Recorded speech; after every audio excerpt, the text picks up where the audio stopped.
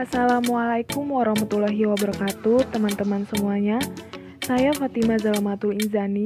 Di sini saya akan menyampaikan materi beberapa tanaman yang bermanfaat sebagai pengobatan, yakni khasiat tanaman obat, karamunting, ketepeng, dan gembang.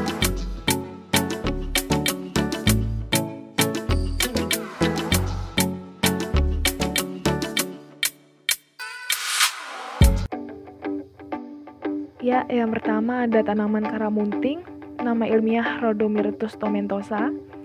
Di sini ada klasifikasi ilmiahnya, yaitu ada kerajaan Plantae, ordo Myrtales, familinya Myrtaceae, genusnya Rhodomyrtus, spesiesnya R. tomentosa, dan nama binomalnya Rhodomyrtus tomentosa.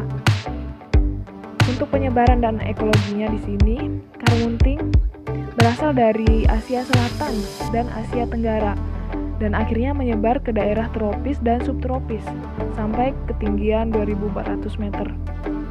Karamunting dapat tumbuh pada berbagai habitat dan jenis tanah. Di beberapa tempat tanaman ini digunakan sebagai tanaman hias, mengingat warna bunganya sangat menarik, yaitu berwarna ungu. Tetapi di tempat lain, tanaman ini dianggap sebagai gulma atau tanaman pengganggu karena pertumbuhannya yang sangat cepat sehingga mengalahkan vegetasi aslinya. Morfologi tumbuhan karamunting adalah termasuk famili Myrtaceae, suku jambu-jambuan. Karamunting adalah sejenis tanaman liar dengan pohon berkayu.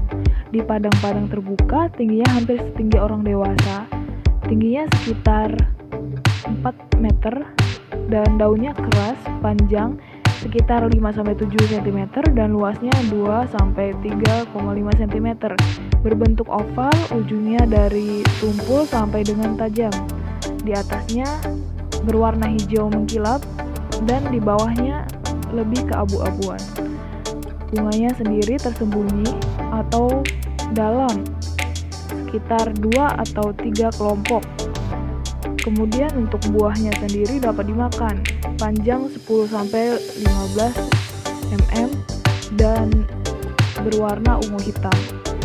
Kandungan dan manfaatnya, karamunting mempunyai potensi sebagai tumbuhan obat dengan kandungan senyawa flavonoid, saponin, tanin, steroid atau triterpenoid yang terdapat di bagian akar, batang, daun, bunga, dan buah yang berfungsi untuk mencegah dan menyembuhkan berbagai macam penyakit. Zat aktif yang dikandung tumbuhan karamunting ini berperan sebagai penyembuh luka, yaitu yang pertama, flavonoid berfungsi sebagai antibakteri dan antioksidan. Jika diberikan pada kulit, dapat menghambat pendarahan. Kemudian yang kedua, steroid berfungsi sebagai antiinflamasi. Ketiga, saponin memiliki kemampuan sebagai pembersih dan antiseptik. Kemudian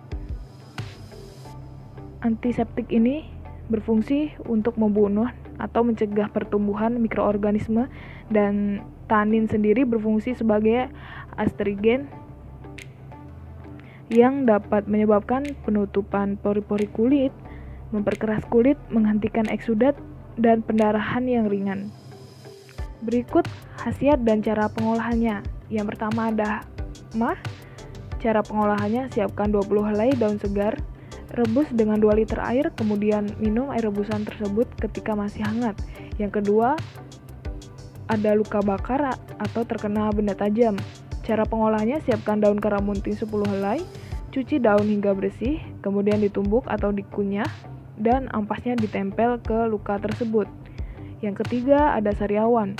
Cara pengolahannya, siapkan daun 5 helai, cuci daun hingga bersih menggunakan air hangat, kemudian ditiriskan dan ditambah garam sedikit, campur secara langsung dan dikunyah. Kemudian bisul. Cara pengolahannya, siapkan daun sekepal, kemudian rebus daun dan disaring ampasnya. Minum air rebusan tersebut dan ampasnya letakkan di area yang terkena bisul. Tanaman obat yang kedua yaitu ada ketepeng dengan nama ilmiah Cassia alata L.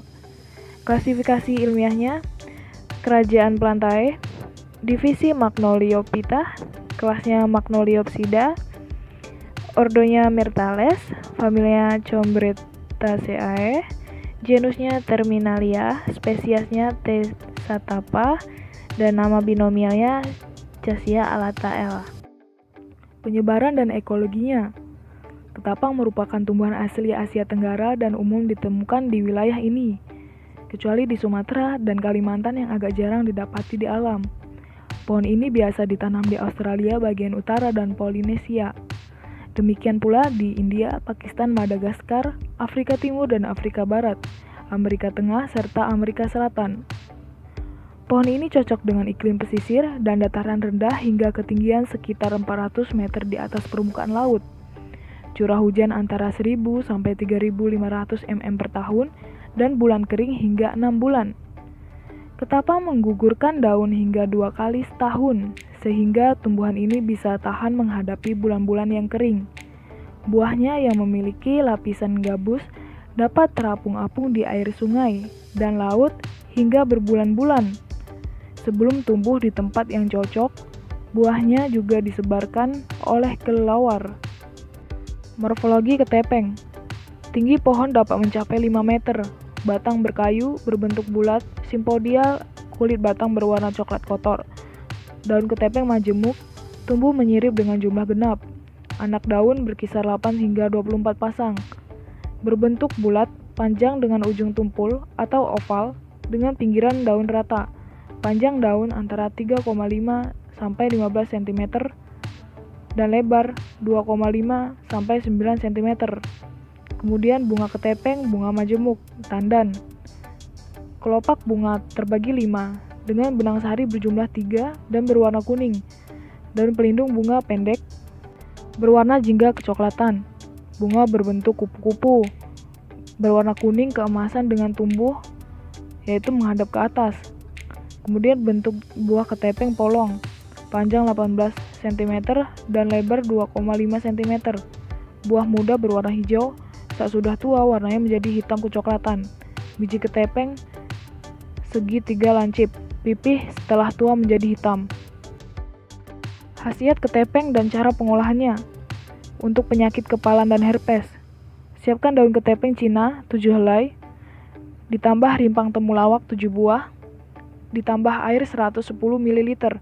Cara pembuatannya, bahan-bahan dicuci bersih lalu dididihkan selama 10-15 menit. Kemudian disaring menggunakan kain bersih dan diperas. Air rebusan diminum 1 kali sehari, 100 ml, dan diulang selama 14 hari. Kemudian penyakit pencahar. Siapkan daun ketepeng 7 helai, ditambah akar kelembak 1 jari tangan, buah asam sedikit, ditambah air 110 ml. Cara pembuatannya, bahan-bahan dicuci bersih, lalu dididihkan selama 10-15 menit. Kemudian disaring menggunakan kain bersih dan diperas. Air rebusan diminum 1 kali sehari, sebanyak 100 ml. Kemudian sakit luar atau obat luar. Daun ketepeng Cina dapat mengobati panu dan kurap. Dengan cara, siapkan daun ketepeng Cina secukupnya, kapur sirih atau tawa sedikit, kemudian ditambah air secukupnya. Cara pembuatannya, bahan-bahan dicuci bersih, kemudian bahan dihaluskan dengan cara ditumbuk dan digerus dengan memberikan sedikit air hingga berbentuk pasta. Kemudian dioleskan pada bagian kulit yang sakit. Diperbaharui setiap 3 jam sekali dan diulang selama 5 hari atau sampai sembuh. Tanaman obat yang ketiga yaitu bemban dengan nama ilmiah Donax caniformis. Klasifikasi ilmiahnya Kerajaan Plantae, Ordo Zingiberales, familia Marantaceae, genusnya Donax, spesies D. caniformis. Nama binomialnya Donax caniformis. Untuk penyebaran dan ekologinya, bemban merupakan tumbuhan jenis terna atau tumbuhan yang batangnya lunak karena tidak membentuk kayu. Bemban banyak ditemukan tumbuh secara liar di tepi-tepi sungai atau danau. Bemban mudah tumbuh di daerah yang basah. Selain itu, bemban juga akan ditemukan di hutan-hutan bambu. Tumbuhan bemban ini banyak ditemukan di kawasan Asia Tenggara seperti Indonesia, Malaysia, Thailand, Kamboja, Vietnam, dan Filipina. Bahkan bemban juga bisa ditemukan di daerah Taiwan dan juga India. Kemudian morfologinya. Karakteristik yang menjadi ciri khas dari tumbuhan beban ini yaitu yang pertama, tumbuhan beban ini biasa hidup secara berumpun. Biasanya tumbuhan beban ini akan membentuk semak-semak. Tumbuhan beban ini juga biasa hidup secara liar di daerah pinggir sungai atau danau. Yang kedua, tumbuhan beban ini tingginya bisa mencapai sekitar 5 meter.